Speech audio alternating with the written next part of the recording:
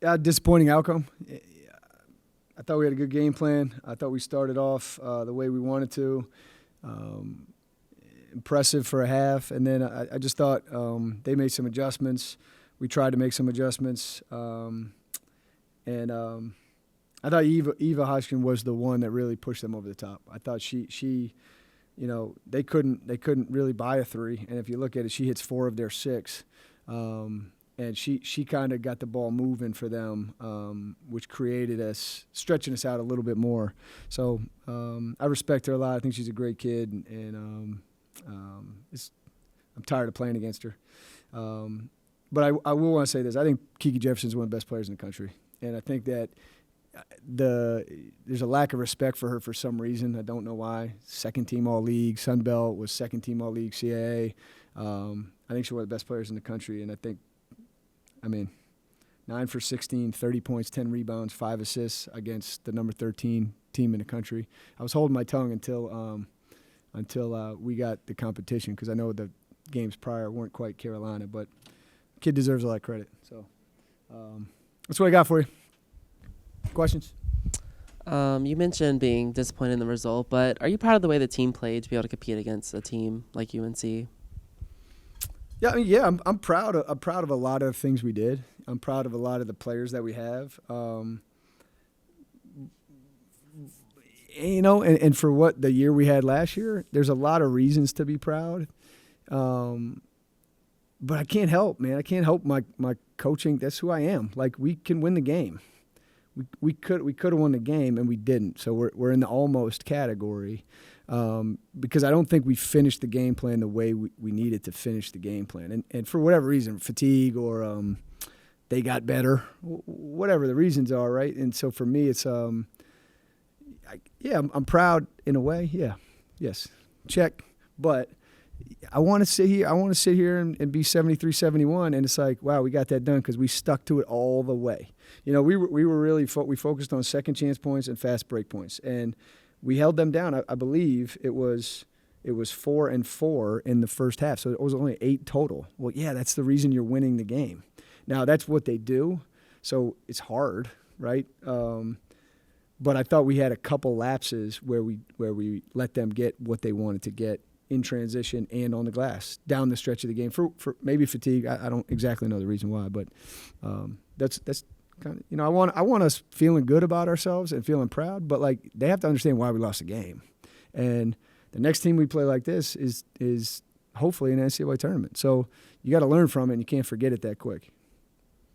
It seemed like early on you guys were able to slow them down and not really let them run. What changed and allowed them to get out and in transition and start running? I thought we had bad turnovers. So just timely live ball turnovers.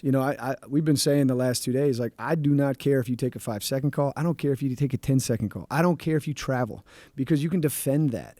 So, like, we just had a couple. It was not a lot, but it's just enough where it's like they don't miss those opportunities. They're that good. Like, if you give them a live ball steal, there's no defending that. It's so that's what I thought.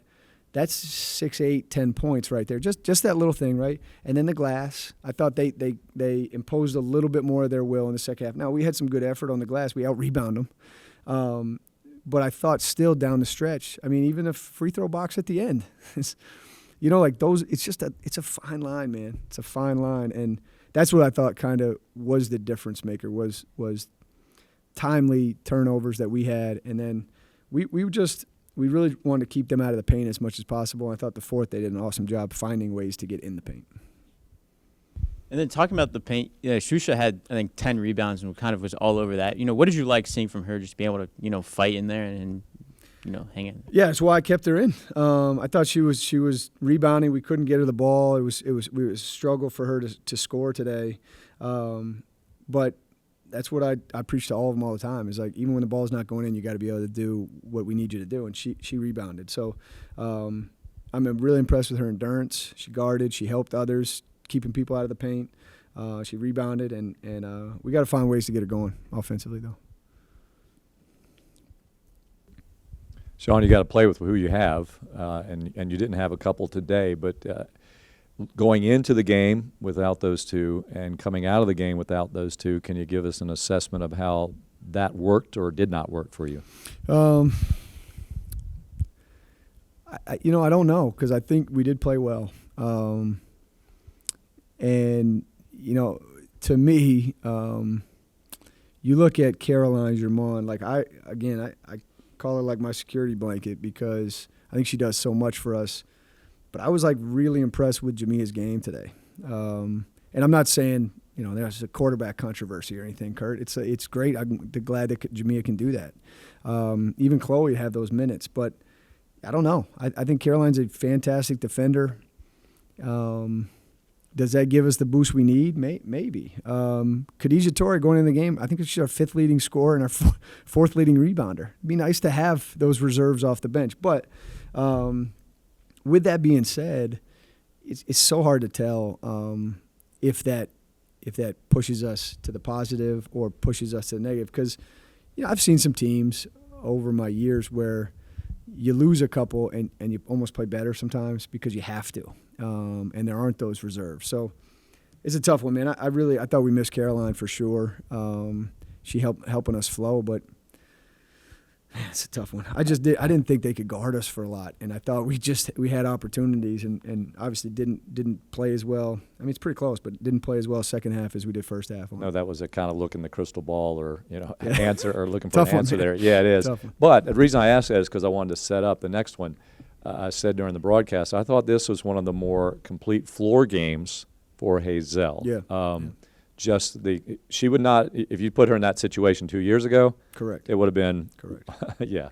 So give her some praise here. Or what do you think about what she did on the floor? No, today? unbelievable. And my trust is, I'm an action guy, right? Words, not words, actions. But like I'm playing her with 2 fouls in the first half. I'm playing her with 4 fouls. I put her in 7 minutes and 30 seconds to go in the fourth because it's like she proved that valuable. And so I do think that's not an easy thing to do. Going running the show with I don't want to say very little experience at point guard, but we were in such a comfortable rotation with Caroline and Chloe. We were just going in and out. That now you throw her in there. We're doing shoot around today. She doesn't know all the plays at the one like fluidly. And so with that being said, yeah. I mean, I thought she was good. Look, she plays the point guard for one game. She's got no rebounds, Kurt. But yeah, I thought she played. She gave us a chance because of that floor game, right? To get the ball to P, to get the ball to Kiki, and for the most part, took care of the ball. The one play I remember was the fourth where she got blocked when she was driving in there, got blocked, and gave him one of those breakaways. But I was impressed with her. I was pleasantly surprised with her. I thought even Chloe wasn't perfect, but that spelled us when she needed to spell us. So those two were good, man. But I'll take my security blanket back now, please. Peyton was able to get going today, especially, she left and came back. What was it like to see her respond to that and be able to play the way she did today?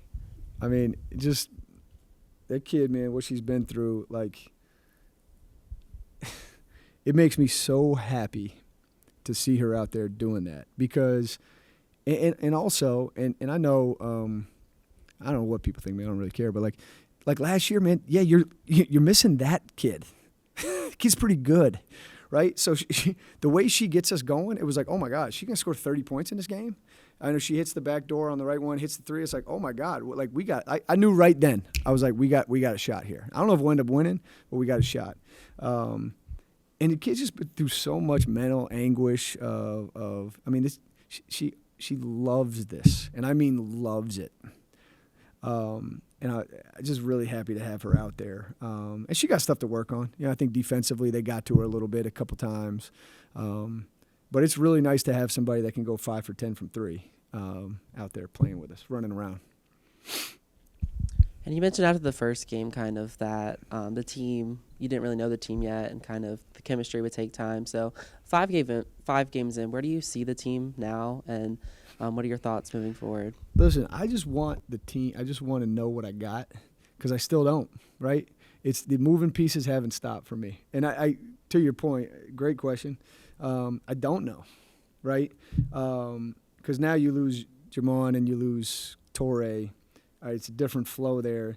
what I am learning is I'm learning a little bit more Steph, Claire. I'm learning a little bit more like having Peyton back. Now it's like, oh, you can actually play, and I can just worry about your fatigue level versus are you in pain at all, right? So that's a different thing for me. And, I mean, 31 minutes is pretty impressive for a kid that I didn't know if I was going to have completely. So that work in progress is still work in progress. But with every performance, I think I gain a little bit of knowledge. I'm still impressed with our togetherness. I think we're rooting each other on the whole game. And, yeah, I think at times that's the tough part, right, is when you start to lose. We're up, and all of a sudden they come take the lead. What's the tone? Is the tone like whiny? Is the tone like, come on? Or is it like, hey, let's go, we can do this, right? And so, like, that's what we're growing as a team, and that's where we've improved as a team. I guess going off of that, late in the game when you guys were down but had a chance to kind of get back in, did you kind of see that from your team rather than, the whiny, but more of like, there's a shot here? Well, that was the message, and we were trying to get them to, like, you play a team like this, you can't stop ever, right? You got to keep punching no matter what. You're going to get punched in the face a little bit, but you got to keep punching. And so I do think that's what we showed a little bit. And even in the fourth, I mean, we were giving it. We weren't perfect, but we were trying, man.